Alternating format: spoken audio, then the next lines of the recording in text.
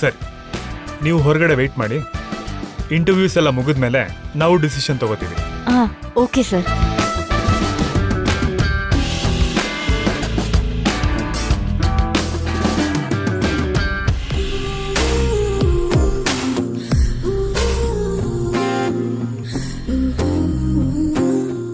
ಭಗವಂತ, ಈ ಕೆಲ್ಸ ಹೇಗಾದ್ರೂ ನನ್ಗೆ ಸಿಗೋ ಹಾಗೆ ಮಾಡು ತಂದೆ.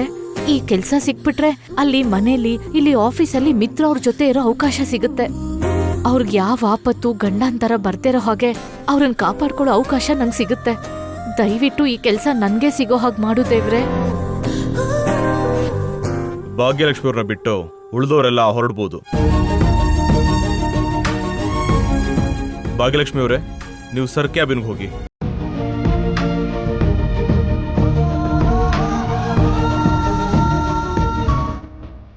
ಸೊ ಫೈನಲಿ ವೆಂಕಟ ಭಾಗ್ಯಲಕ್ಷ್ಮಿನ ಸೆಲೆಕ್ಟ್ ಮಾಡಿದ್ಯಲ್ಲ, ಆದ್ರೆ ಆ ಹುಡುಗಿನ ಯಾಕ್ಬೇಕು? ಹೇಳಿದ್ನಲ್ಲ ಮನೀಷಾ, ಅನುಭವ ಇಲ್ಲದೆ ಇದ್ರು ಲಾಜಿಕಲ್ ಆಗಿ ಯೋಚನೆ ಮಾಡೋರಾಗಿರ್ಬೇಕು ಅಂತ. ಅದು ಆ ಹುಡುಗಿಗಿದೆ. ಆ್ಯಂಡ್ ಒನ್ ಮೋರ್ ಥಿಂಗ್, ಅವಳು ಕೊಟ್ಟಿರೋ ಉತ್ತರನ ಹೇಳ್ದ ಹಾಗೆ ಫಾಲೋ ಮಾಡಿದ್ರೆ ಯಾವ ಕಂಪ್ನಿನಾದರೂ ಸರಿ ಹೆಸರು ಮಾಡೋದಕ್ಕೆ ತುಂಬ ಟೈಮ್ ಆಗಲ್ಲ. That was a brilliant answer. Congratulations Venkat Bhagyalakshmi ಅವರೇ, you are selected. Thank you sir. ಈ ಫೈಲ್ನ ಚೆನ್ನಾಗಿ ಸ್ಟಡಿ ಮಾಡು. Okay madam.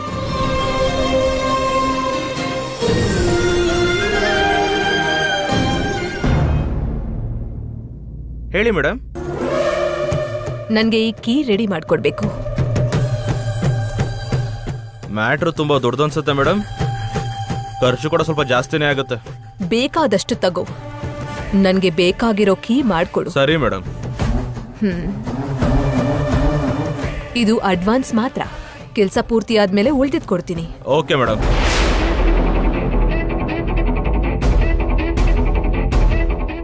ಅರವಿಂದ ಅಕ್ಕ, ವಂಶ ಪಾರಂಪರವಾಗಿ ಬರ್ತಿರೋ ಆ ಹಾರ ಇಟ್ಕೊಂಡು ಎಗ್ರೆಗ್ರೆ ಬೀಳ್ತೀಯಾ? ಮನೆ ಯಜಮಾನಿ ನಾನೇ, ಎಲ್ರೂ ಇರೋದು ನನ್ ಕಂಟ್ರೋಲಲ್ಲೇ ಅಂತ ಯಾವಾಗ್ಲೂ ನಿನ್ನ ಅಧಿಪತ್ಯ ತೋರಿಸ್ತಿದ್ಯಾ? ಯಾವ ಹಾರನ ನೋಡಿ ನೀನು ಇಷ್ಟೊಂದ್ ಮೆರಿತಿದ್ಯೋ, ಇನ್ಮೇಲೆ ಆ ಹಾರ ನಿನ್ಗೆ ಸಿಗೋದಿಲ್ಲ. ಯಾವ ಹಾರನ ಮುಟ್ಕೊಳ್ಳಕ್ಕೂ ನನ್ಗೆ ಅರ್ಹತೆ ಇಲ್ಲ ಅಂದಿದ್ಯೋ, ಆ ಹಾರನ ನನ್ ಸ್ವಂತ ಮಾಡ್ಕೊಳ್ಳಕ್ಕೆ ದಾರಿ ಹುಡುಕಿದ್ದೀನಿ. ಹಾರನ ಟಚ್ ಕೂಡ ಮಾಡಬಾರ್ದು, ಹಾಕೊಳ್ಳೋ ಅರ್ಹತೆನೂ ನಿಂಗಿಲ್ಲ ಅಂತ ನನಗೆ ಹೇಳಿದ್ಯಲ್ಲ. ನಾನು ಎಷ್ಟು ಇನ್ಸಲ್ಟ್ ಅನುಭವಿಸಿದ್ನೋ, ನೀನು ಕೂಡ ಅದನ್ನ ಅನುಭವಿಸೋ ಹಾಗೆ ಮಾಡ್ತೀನಿ.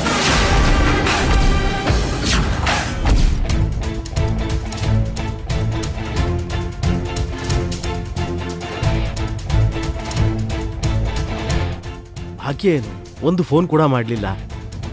ಜಾಬ್ ಸಿಕ್ಕಿದ ಕೂಡಲೇ ಫೋನ್ ಮಾಡಿ ಹೇಳ್ತೀನಿ ಅಂತಂದ್ಲು. ಇಷ್ಟೊತ್ತಾದರೂ ಫೋನ್ ಮಾಡಿಲ್ಲ ಅಂದರೆ ಒಂದು ವೇಳೆ ಜಾಬ್ ಸಿಗಲಿಲ್ವಾ? ಅಂದರೆ ಮಿತ್ರನ ಆಫೀಸಲ್ಲಿ ಭಾಗ್ಯ ಅಂದಮೇಲೆ ಕೆಲಸ ಮಾಡೋಕ್ಕಾಗಲ್ವಾ?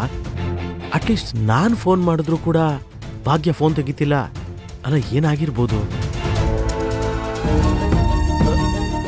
ಭಾಗ್ಯ, ಏನಾಯ್ತಮ್ಮ? ಕೆಲಸ ಸಿಕ್ತಾ?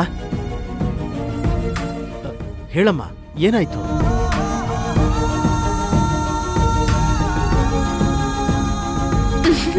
ಸಿಕ್ತು ಮಾವ.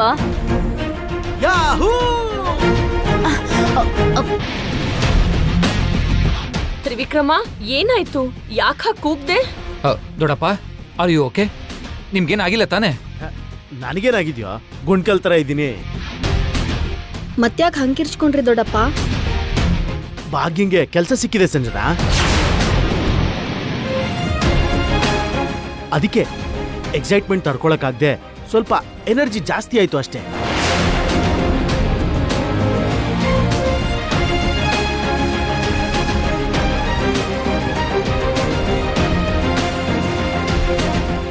ಬಾಗಿಂಗ್ ಜಾಬ್ ಸಿಕ್ಕಿದ್ರೆ ನಿಮಗ್ಯಾಕೆ ಎಷ್ಟೊಂದು ಎಕ್ಸೈಟ್ಮೆಂಟ್ ಭಾವ? ಪಾಪ ಭಾಗ್ಯ ಕಷ್ಟಪಡ್ತಾ ಇದ್ದಾಳಲ್ವಾ, ಕಷ್ಟಕ್ಕೆ ತಕ್ಕ ಪ್ರತಿಫಲ ಸಿಕ್ತಲ್ವಾ, ಅದಕ್ಕೆ ಸ್ವಲ್ಪ ಎನ್ಕರೇಜ್ ಮಾಡೋಣ ಅಂತ. ಭಾಗ್ಯ ಮಾಡ್ತಾ ಇರೋದೇ ಒಂದು ಚಿಕ್ಕ ಕೆಲಸ, ಅದೇನೋ ಒಂದು ದೊಡ್ಡ ಘನಕಾರ್ಯ ಅನ್ನೋ ಹಂಗೆ ಯಾಕೆ ಅಷ್ಟೊಂದು ಎಕ್ಸೈಟ್ಮೆಂಟ್?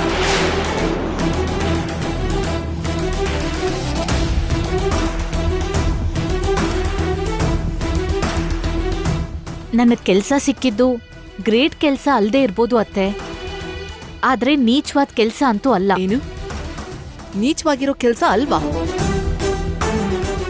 ಇನ್ನೂ ಹೇಳ್ಬೇಕು ಅಂದ್ರೆ ಅದು ನೀಚಕ್ಕಿಂತ ನೀಚವಾಗಿರೋ ಕೆಲ್ಸ.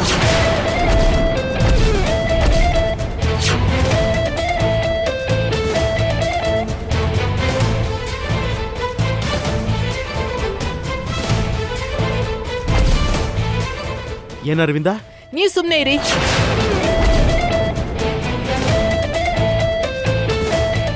ನೋಡು ಭಾಗ್ಯ, ಬಹುಶಃ ಕೆಲ್ಸ ಸಿಕ್ಕಿರೋದೇ ನಿನ್ಗೆ ದೊಡ್ಡ ವಿಷಯ ಆಗಿರಬಹುದು,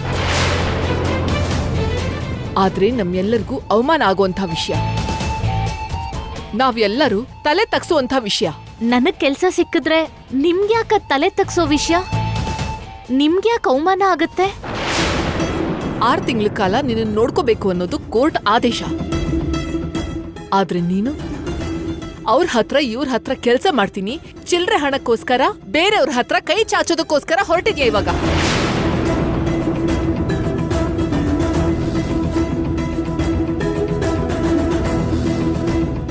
ಕೋರ್ಟ್ ವಿಷಯ ಪಕ್ಕಕ್ಕಿಡೋಣ.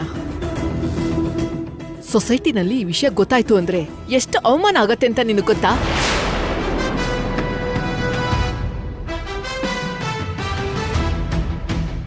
ನಾವ್ ಎಲ್ಲರೂ ಎಷ್ಟು ತಲೆ ತಗ್ಸ್ಬೇಕು ಅಂತ ನಿನಗ್ ಗೊತ್ತಾ? ಕಷ್ಟಪಟ್ ಮಾಡೋ ಕೆಲ್ಸ ತಲೆ ಎತ್ತೋ ಹಾಗೆ ಮಾಡುತ್ತೆ ಹೊರ್ತು ತಲೆ ತಗ್ಸೋ ಹಾಗೆ ಯಾವತ್ತೂ ಮಾಡಲ್ಲ ಅತ್ತೆ.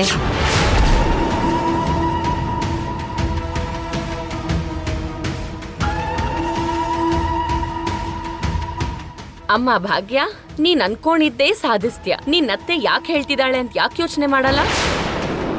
ಈ ನಂದನ್ ಫ್ಯಾಮಿಲಿಲಿ ಯಾರಾದ್ರೂ ಒಬ್ರಿಗೆ ಕೊಡೋ ಸ್ಥಾನದಲ್ಲಿರ್ತಾರೆ ಹೊರತು ಒಬ್ರ ಹತ್ರ ಕೈ ಚಾಚಿ ಸ್ಯಾಲ್ರಿ ತಗೊಳ್ಳೋ ಸ್ಥಾನಕ್ಕೆ ಯಾವತ್ತೂ ಹೋಗಿಲ್ಲ. ದಯವಿಟ್ಟು ಅರವಿಂದನ್ ಮಾತ್ ಕೇಳು. ನಾನ್ ಬೇಡ್ಕೊಂಡ್ ತಿನ್ನೋಕ್ ಹೋಗ್ತಿಲ್ಲ ಅಜ್ಜಿ.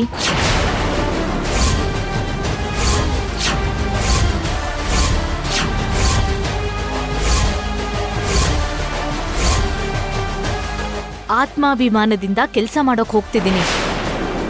ನೀನು ಆತ್ಮಾಭಿಮಾನದಿಂದ ಕೆಲಸ ಮಾಡಿದ್ರು ಎಲ್ಲರ ಮುಂದೆ ಕೀಳಾಗೋದು ನಾವು. ಆ ಮನೆಯಲ್ಲಿ ಭಾಗ್ಯಂಗ್ ಏನೋ ಕೊರತೆ ಮಾಡಿದಾರನ್ಸತ್ತೆ, ಏನೋ ಹಿಂಸೆ ಕೊಡ್ತಾ ಇದಾರೆ ಅನ್ಸತ್ತೆ, ಅವಳನ್ನ ಸರಿಯಾಗಿ ನೋಡ್ಕೋತಾ ಇಲ್ಲ ಅನ್ಸತ್ತೆ ಅಂತ 4 ಜನ 4 ರೀತಿ ಮಾತಾಡೋದು ನಮ್ ಬಗ್ಗೆ. ಅದಕ್ಕೆ ಅಲ್ವಾ ನೀನ್ ಇಂಥ ಪ್ರಯತ್ನಗಳೆಲ್ಲ ಮಾಡ್ತಾ ಇರೋದು? ನೀನ್ ಹೇಳಿದ್ದು ನಿಜಾನೇ ಅಕ್ಕ. ಭಾಗ್ಯ ಡಿವೋರ್ಸ್ಗೆ ಅಪ್ಲೈ ಮಾಡ್ದಾಗಿಂದ ನಾನು ನೋಡ್ತಾನೆ ಇದ್ದೀನಿ. ಯಾವ ಕೆಲ್ಸ ಮಾಡಿದ್ರು ಆ ಕೆಲ್ಸದಲ್ಲಿ ನಮ್ ಮರ್ಯಾದೆ ಹೋಗ್ಲಿ ಅನ್ನೋ ಗುರಿನೇ ಇದೆ. ನಮ್ಮನ್ನ ಬೀದಿಗೆ ತರ್ಬೇಕನ್ನೋ ಉದ್ದೇಶ ಇದೆ. ಭಾಗ್ಯ, ನೀನ್ ಈ ತರ ಕೆಲಸದಿಂದ ಯಾಕೆ ಮರ್ಯಾದೆ ಇರೋ ಕುಟುಂಬನ ರೋಡಿಗೆ ಎಳಿತಿದ್ಯಾ?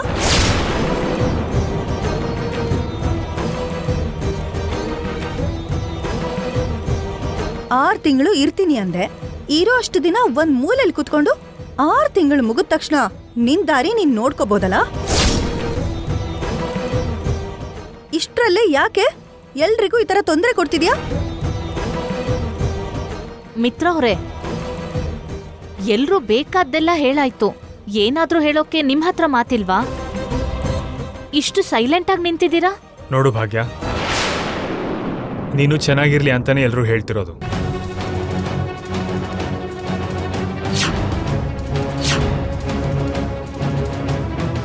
ನೀನ್ ಹೀಗೆ ಹೊರಗಡೆ ಹೋಗಿ ದುಡ್ಕೊಂಡು ಬರಬೇಕು ಅಂತ ನಮ್ಮನೇಲಿ ಯಾರೂ ಹೇಳೋದಿಲ್ಲ.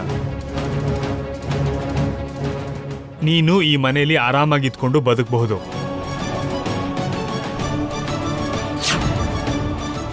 ಅಷ್ಟೆಲ್ಲ ಕಷ್ಟಪಟ್ಟು ದುಡ್ಡು ಸಂಪಾದನೆ ಮಾಡೋ ಅಗತ್ಯ ಏನಿಲ್ಲ. ಆದ್ರೆ ನಾನ್ ಕೆಲ್ಸಕ್ಕೆ ಹೋಗ್ಬೇಕು ಅಂದ್ರೆ ನಿಮ್ಮೆಲ್ರಿಗೂ ಯಾಕೆ ಇಷ್ಟು ಕಷ್ಟ ಆಗ್ತಿದ್ಯೋ ನನಗೆ ಗೊತ್ತಾಗ್ತಿಲ್ಲ.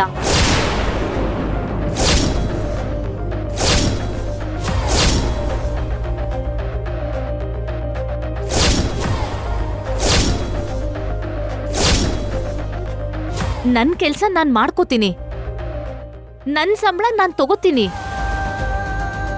ನನ್ ಜೀವನನ ನಾನ್ ನೋಡ್ಕೋತೀನಿ. ಮಧ್ಯದಲ್ಲಿ ನೀವೆಲ್ಲ ಯಾಕೆಷ್ಟು ಯೋಚನೆ ಮಾಡ್ತಿದ್ದೀರಾ? ಯಾಕೆಷ್ಟು ಆವೇಶ ಪಡ್ತಿದ್ದೀರಾ? ನನ್ಗಂತೂ ಅರ್ಥ ಆಗ್ತಿಲ್ಲ. ಚಿಕ್ಕತ್ತೆ ನೆಕ್ಲೇಸು ನನ್ ತಮ್ಮನಿಂದ ಹಾಳಾಗಿದೆ. ಅದನ್ ಸರಿ ಮಾಡ್ಸೋಕೆ ಬೇಕಾಗಿರೋ ₹1,00,000 ನಾನು ಅವ್ರಿಗೆ ಕೊಡ್ಬೇಕು.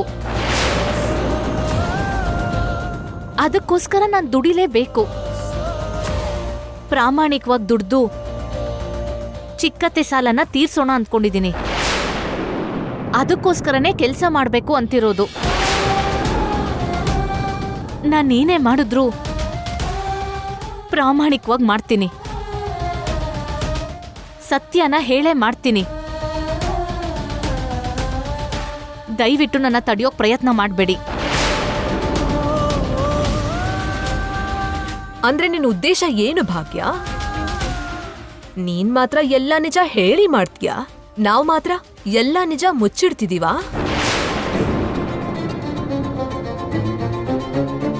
ಭಾಗ್ಯ ಹೇಳಿದ್ದಕ್ಕೆ ಅರ್ಥ ಅದೇ ಅಲ್ವಾ ಆಂಟಿ? ಸುಳ್ಳು ಹೇಳಿ ಅವಳಿಗೆ ಮದ್ವೆ ಮಾಡಿದ್ವಿ ಅಂತ ಇಂಡೈರೆಕ್ಟ್ ಆಗಿ ನಮ್ಮನ್ನ ಬ್ಲೇಮ್ ಮಾಡ್ತಿರೋದು. ನನ್ಗೆ ಇವಾಗ ಚೆನ್ನಾಗಿ ಅರ್ಥ ಆಗ್ತಾ ಇದೆ ಭಾಗ್ಯ. ನಿನಗ್ ಮೋಸ ಮಾಡಿದ್ವಿ ಅಂತ, ನಿನಗ್ ದ್ರೋಹ ಮಾಡಿದ್ವಿ ಅಂತ ಕೋಪ ಮಾಡ್ಕೊಂಡು ನಮ್ಮ ಮೇಲೆ ದ್ವೇಷ ತೀರಿಸ್ಕೋಬೇಕು ಅಂತ ಇದ್ಯಾ? ನಿನ್ ಹತ್ರ ಸತ್ಯನೆಲ್ಲ ಮುಚ್ಚಿಟ್ವಿ ಅಂತ ನಮ್ ಮರ್ಯಾದೆ ತೆಗಿಬೇಕು ಅಂತ ಪಣ ತೊಟ್ಟಿದ್ಯಾ? ಅಷ್ಟೇ ಅಲ್ವಾ? ಅತ್ತೆ, ನೀವ್ ನನ್ ಬಗ್ಗೆ ಏನ್ ಅಂದ್ಕೊಂಡ್ರೂ ಪರವಾಗಿಲ್ಲ. ನಾನ್ ಮಾತ್ರ ಈ ಕೆಲ್ಸನ್ ಮಾಡೇ ಮಾಡ್ತೀನಿ.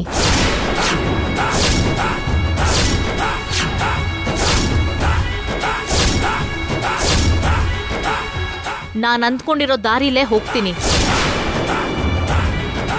ಒಂದ್ಸಲ ನಾನ್ ನಿರ್ಧಾರ ಮಾಡಿದ್ಮೇಲೆ ನನ್ ದಾರಿಗೆ ಯಾರೇ ಅಡ್ಡ ಬಂದ್ರೂ ನಾನ್ ನಿಲ್ಲಲ್ಲ. ಯಾರೇ ತಡಿಬೇಕು ಅಂದ್ಕೊಂಡ್ರು ಅವ್ರ ಮಾತನ್ನ ಕೇಳಲ್ಲ. ಏನ್ ಭಾಗ್ಯ ಇದು? ಅರವಿಂದಕ್ಕ ಮುಂದೆ ಕಣ್ಣೆತ್ತಿ ನೋಡ್ಬೇಕು ಅಂದ್ರು, ಬಾಯಿ ತೆಗ್ದು ಮಾತಾಡ್ಬೇಕಂದ್ರು ಎಲ್ರೂ ಹೆದರ್ತಾರೆ. ಅಂಥದ್ರಲ್ಲಿ ನೀನು ಅರವಿಂದಕ್ಕಂಗೆ ಎದುರು ಮಾತಾಡ್ತೀಯಾ?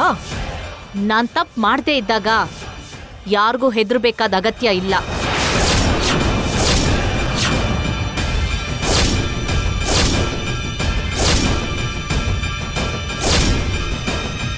ತಪ್ಪು ದಾರಿಲಿ ಹೋಗದೆ ಇದ್ದಾಗ ಯಾರ ಮುಂದೆನೂ ತಲೆ ತಗ್ಸೋ ಅಗತ್ಯ ನನ್ಗಿಲ್ಲ. ಭಾಗ್ಯ, ನೀನ್ ಯಾರ ಹತ್ರ ಮಾತಾಡ್ತಿದ್ಯಾ, ಯಾರ ಮುಂದೆ ಮಾತಾಡ್ತಿದ್ಯಾ ಅನ್ನೋದನ್ನ ಮರ್ತು ಮಾತಾಡ್ತಿದ್ಯಾ.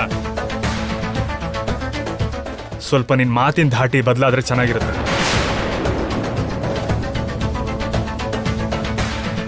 ಲಿಮಿಟಲ್ಲಿ ಮಾತಾಡಿದ್ರೆ ಇನ್ನೂ ಒಳ್ಳೇದು. ನನ್ ತಪ್ಪಿಲ್ದಿದ್ಮೇಲೆ ನಾನು ಯಾರಿಗೂ ಸಮಜಾಯಿಸಿ ಕೊಡೋದಿಲ್ಲ. ನನ್ ಲಿಮಿಟ್ ನನಗೆ ಗೊತ್ತಿದ್ಮೇಲೆ ಯಾರೋ ಕಟ್ಟೋ ಅಡ್ಗೋಡೆ ಮುಂದೆ ನಿಲ್ಲೋದಿಲ್ಲ.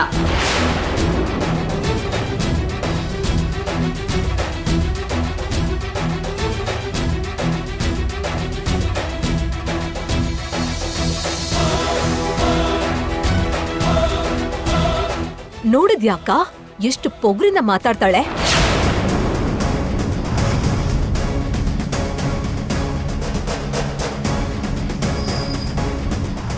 ನಿನ್ ಮುಂದೆ ವಾಯ್ಸ್ ರೇಸ್ ಮಾಡ್ತಾಳೆ.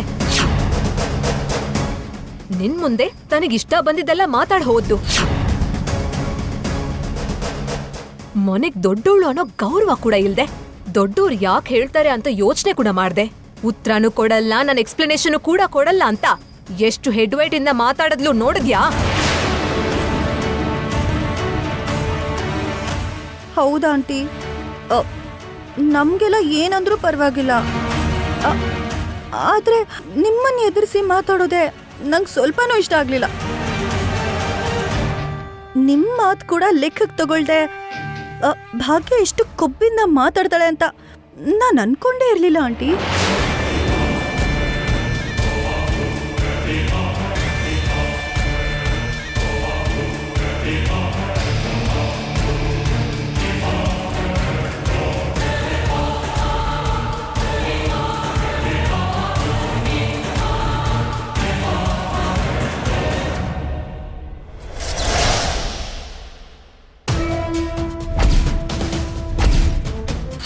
ಅತ್ತೆ, ನೀವ್ ನನ್ ಬಗ್ಗೆ ಏನ್ ಅಂದ್ಕೊಂಡ್ರೂ ಪರವಾಗಿಲ್ಲ.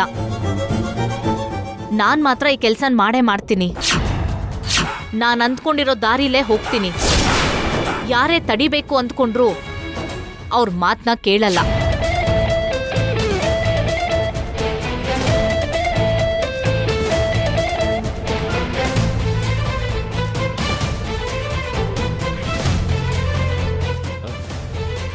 ಅರವಿಂದ ಯಾಕೆ ಹೀಗಿದ್ಯಾ? ಇವಾಗ ಏನ್ ನಡೀತು ಅಂತ? ಏನ್ ನಡೀತು ಅಂತ ನಿಮಗ್ ಗೊತ್ತಿಲ್ವಾ? ನಿಮ್ ಕಣ್ಣಾರೆ ನೀವ್ ನೋಡ್ಲಿಲ್ವಾ? ಅಷ್ಟಕ್ಕೂ ಭಾಗ್ಯ ಯಾರೋ ಅವಳ ಯೋಗ್ಯತೆ ಎಷ್ಟು ನನ್ನ ಎದುರಿಗೆ ನಿಂತ್ಕೊಂಡು ಮಾತಾಡ್ತಾಳ. ಅರವಿಂದ ಇಲ್ಲಿ ನೋಡು, ಈ ಅಹಂಕಾರನೇ ನಮ್ಗಿರಬಾರ್ದು. ಭಾಗ್ಯ ಎದುರುತ್ರ ಕೊಡೋ ರೀತಿ ಅವಳನ್ನ ಪ್ರವೋಕ್ ಮಾಡಿದ್ದು ನೀವು. ಅವಳು ಬಾಯಿ ಬಿಟ್ಟು ಕೂಗಾಡೋ ರೀತಿ ಮಾಡಿದ್ದು ನೀವು. ಮತ್ತೆ ಇವಾಗ ನೋಡಿದ್ರೆ ಬಾಯಿ ತೆಗೆದು ಕೂಗಾಡಿದ್ಲು, ನನ್ನನ್ನು ಎದುರಿಸ್ಬಿಟ್ಲು ಅಂತ ಹೇಳಿ ಯಾಕೆ ಸುಮ್ಮನೆ ಒದ್ದಾಡ್ತಿದ್ಯಾ? ಅವಳು ಕೆಲಸ ಮಾಡಬೇಕು ಅಂತ ಅನ್ಕೊಂಡ್ಲು, ತನ್ನ ಕಾಲ ಮೇಲೆ ತಾನು ನಿಂತ್ಕೋಬೇಕು ಅಂತ ಅನ್ಕೊಂಡ್ಲು. ನೀವು ಪ್ರೋತ್ಸಾಹ ಕೊಡದೇ ಇದ್ರೂ ಪರವಾಗಿಲ್ಲ, ಆದ್ರೆ ಹಾಳು ಮಾಡೋದಕ್ಕೆ ಟ್ರೈ ಮಾಡ್ತಾ ಇದ್ದೀರಾ. ಅದು ಭಾಗ್ಯನಿಗೆ ಇಷ್ಟ ಆಗ್ಲಿಲ್ಲ. ಸತ್ಯ ಹೇಳಬೇಕು ಅಂದ್ರೆ ನನಗೂ ಕೂಡ ಇಷ್ಟ ಆಗ್ಲಿಲ್ಲ. ಭಾಗ್ಯನ ನೀವ್ ಇಷ್ಟೊಂದು ಸಪೋರ್ಟ್ ಮಾಡ್ತಾ ಇದ್ದೀರಲ್ಲ. ನೋಡು ಅರವಿಂದ, ಭಾಗ್ಯನ ನಮ್ಮ ಸ್ವಾರ್ಥಕ್ಕೋಸ್ಕರ ಈ ಮನೆ ಸೊಸೆಯಾಗಿ ಕರ್ಕೊಂಡು ಬಂದ್ವಿ. ಆದ್ರೆ ಬದ್ಲಿಗೆ ಅವಳಿಗೆ ನಾವೇನ್ ಕೊಟ್ಟಿದ್ದೀವಿ? ಅಪಾರ್ಥಗಳು, ಅವಮಾನಗಳು, ಅಷ್ಟೇ ತಾನೇ? ಸರಿ ಬಿಡಿ, ನೀವ್ ಹೇಳಿದ್ನೆಲ್ಲ ಒಪ್ಕೋತೀನಿ. ನಮ್ ಸ್ವಾರ್ಥಕ್ಕೋಸ್ಕರನೇ ಭಾಗ್ಯನ ಈ ಮನೆ ಸೊಸೆಯನ್ನಾಗಿ ಮಾಡ್ಕೊಂಡ್ವಿ. ಮಿತ್ರ ಗಂಡಾಂತರ ಮುಗಿತಿದ್ದ ಹಾಗೆ ಅವಳಿಗೊಂದು ಒಳ್ಳೆ ಜೀವನ ಕೊಡೋಣ ಅಂತ ಅನ್ಕೊಂಡಿದ್ವಿ. ಅಷ್ಟ್ರೊಳಗಡೆ ಭಾಗ್ಯ ಏನ್ ಮಾಡಿದ್ಲು? ಅವಳಿಗೆ ದ್ರೋಹ ಮಾಡಿದ್ವಿ ಅನ್ನೋ ಕೋಪದಿಂದ ಹೆಜ್ಜೆ ಹೆಜ್ಜೆಗೂ ನಮ್ಮ ಮರ್ಯಾದೆ ತೆಗೆಯೋದಕ್ಕೆ ಪ್ರಯತ್ನ ಪಡ್ತಾ ಇದ್ದಾಳೆ. ಅದೇ ನನಗಿಷ್ಟ ಆಗ್ತಾ ಇಲ್ಲ. ಭಾಗ್ಯನ ಅಪಾರ್ಥ ಮಾಡ್ಕೋತಿದ್ಯಾ ಅರವಿಂದ? ಅಪಾರ್ಥ ಅಲ್ಲರಿ, ಇತ್ತೀಚೆಗೆ ಅವಳನ್ನ ಸರಿಯಾಗಿ ಅರ್ಥ ಮಾಡ್ಕೋತಾ ಇದ್ದೀನಿ. ಅಲ್ಲ ಭಾಗ್ಯ ಮತ್ತೆ ವಾಪಸ್ ಯಾಕೆ ಬಂದ್ಲು ಅಂತ ಗೊತ್ತಾದ್ರೆ ನೀನ್ ಈ ರೀತಿ ಮಾತಾಡಲ್ಲ. ಯಾಕೆ ಮತ್ತೆ ಬಂದಿದ್ದಾಳೆ ಅಂತ ನನಗ್ ಗೊತ್ತಿಲ್ವಾ? ಹೆಜ್ಜೆ ಹೆಜ್ಜೆಗೂ ನಮ್ಗೆ ಯಾವ್ದೇ ರೀತಿ ಕಷ್ಟ ಕೊಟ್ಟು ನನ್ನ ಕುಟುಂಬದ ಮರ್ಯಾದೆನ ಬೀದಿಗೆ ಹಾಕೋದಕ್ ಬಂದಿದ್ದಾಳೆ. ಅದ್ ನನಗ್ ತುಂಬಾ ಚೆನ್ನಾಗ್ ಗೊತ್ತಿದೆ. ನೀನ್ ತುಂಬಾ ಆತರ ಬೀಳ್ತಿದ್ಯಾ ಅರವಿಂದ. ಅಲ್ಲ ಭಾಗ್ಯ ಯಾಕೆ ಬಂದಿದ್ದಾಳೆ ಅಂದ್ರೆ,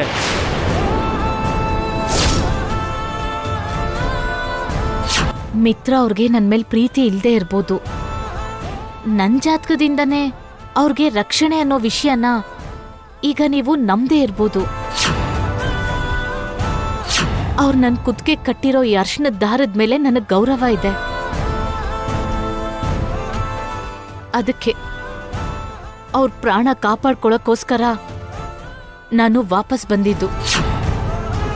ಮತ್ತೆ ಇದೇ ವಿಷಯನ ಮನೇಲಿ ಎಲ್ರಿಗೂ ಹೇಳ್ಬೋದಲ್ಲ ಭಾಗ್ಯ? ಹೇಳಿದ್ರೆ ಕೇಳೋ ಪರಿಸ್ಥಿತಿಲಿದ್ದಾರ? ಹೇಳಿ, ಏನೋ ಹೇಳಕ್ ಹೊರಟಿದ್ರಲ್ಲ. ಅವಳು ಏನೋ ಈ ಕುಟುಂಬನ ಉದ್ಧಾರ ಮಾಡಕ್ ಬಂದಿರೋ ಹಾಗೆ, ಈ ಕುಟುಂಬದಲ್ಲಿರೋ ಸಮಸ್ಯೆನೆಲ್ಲ ಪರಿಹಾರ ಮಾಡೋದಕ್ ಬಂದಿರೋ ಹಾಗೆ ಹೇಳ್ತಾ ಇದ್ರಲ್ಲ. ಹೇಳಿ. ಭಾಗ್ಯ ಡಿವೋರ್ಸ್ನ ಕೇಳ್ಕೊಂಡು ಮತ್ತೆ ಮನೆಗೆ ವಾಪಸ್ ಬಂದಿದ್ದಾಳೆ ಅಂದ್ರೆ ಏನಕ್ಕೆ ಅಂತ ನಾವು ತಿಳ್ಕೊಳ್ದೆ, ಅರ್ಥ ಮಾಡ್ಕೊಳ್ದೆ ಅವಳಿಗೆ ಬಾಯಿಗೆ ಬಂದಂಗೆ ಬೈತಾ ಇರೋದು ಸರಿ ಅಲ್ಲ ಅರವಿಂದ.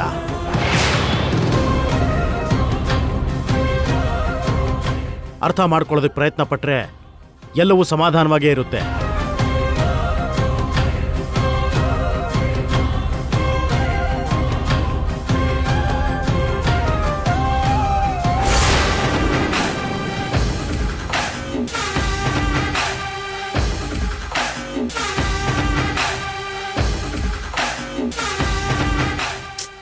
ಆ ಭಾಗ್ಯ ನೋಡಿದ್ರ ಆಂಟಿ, ಎಷ್ಟು ಕೊಬ್ಬಲ್ ಮಾತಾಡ್ತಾಳೆ, ಎಷ್ಟು ಎದುರುತ್ರ ಕೊಡ್ತಾಳೆ.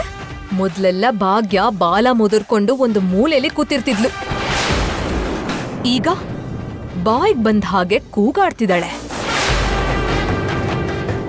ಭಾಗ್ಯ ತುಂಬಾ ಚೇಂಜ್ ಆಗಿದ್ದಾಳೆ ಮನೀಷಾ. ಹೌದಾ ಆಂಟಿ? ಆ ಚೇಂಜ್ ಒಳ್ಳೇದಕ್ಕೋ ಕೆಟ್ಟದಕ್ಕೋ ಒಂದು ಅರ್ಥ ಆಗ್ತಿಲ್ಲ.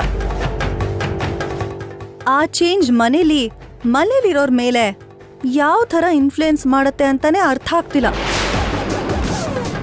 ಒಂದ್ ರೀತಿಯಲ್ಲಿ ಇದು ಕೂಡ ಒಳ್ಳೇದೇ ಮನೀಷಾ. ಯಾಕಂಟಿ? ಆ ಭಾಗ್ಯ ಮಾಡೋ ಕೆಲ್ಸಕ್ಕೆ ಒಬ್ಬೊಬ್ರಿಗೂ ಅಸಹ್ಯ ಹುಟ್ಟಬೇಕು. ಈ 6 ತಿಂಗಳು ಕಳೆದ್ ಕೂಡ್ಲೆ ಒಂದು ದಿನ ಕೂಡ ಈ ಮನೇಲಿ ಇರೋಕ್ ಬಿಡದೆ ಮನೆಯಿಂದ ಹೊರಗ್ ಹಾಕ್ಬೇಕು. ಹಾಗಾಗ್ಬೇಕು ಅಂದ್ರೆ ಆಗಾಗ ಈ ಮನೆಯವರಿಗೆ ಆಗಾಗ ಈ ತರ ಜಲಕ್ ಸಿಗ್ಬೇಕು. ಬಟ್ ಏನಾದ್ರೂ ಭಾಗ್ಯ ಅಂತವ್ರು ಸ್ವಲ್ಪ ಡೇಂಜರೇ. ಅದಕ್ಕೆ ವಿವೇಕ್ಗೆ ಆಸೆ ಪಟ್ಟು ನನ್ ಫ್ರೆಂಡ್ ಜಗದೀಶ್ವರಿ ಮಗಳನ್ನ ಕೊಟ್ಟು ಮದ್ವೆ ಮಾಡಿಸ್ತಿರೋದು.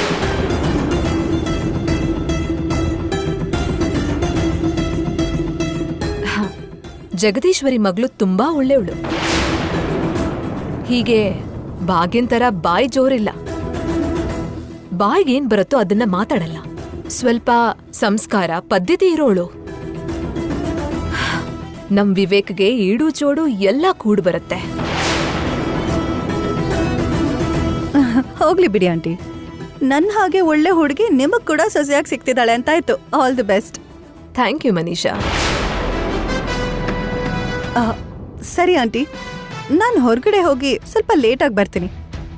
ಮನೇಲಿ ಯಾರಾದ್ರೂ ಕೇಳಿದ್ರೆ ಸ್ವಲ್ಪ ಮ್ಯಾನೇಜ್ ಮಾಡಿ. ಎಲ್ಲಿಗೆ ಮನೀಷಾ?